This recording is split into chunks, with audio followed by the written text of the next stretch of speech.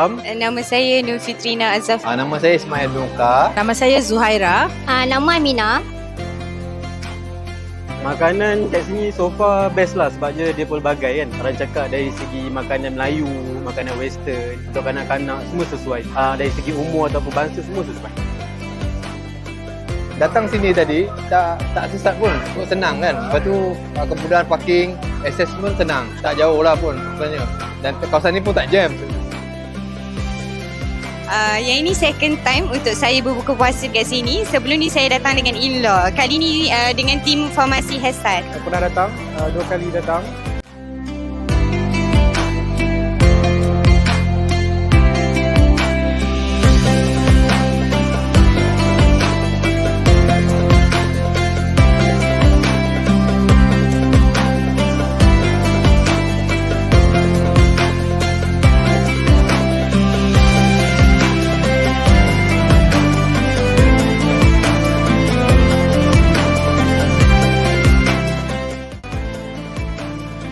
So far saya rasa recommended lah. Antara tempat yang terbaik jugalah kiranya untuk kita berbuka puasa. Sangat-sangat recommended lah untuk kawan-kawan yang ingin berbuka puasa di sini, sangat recommend.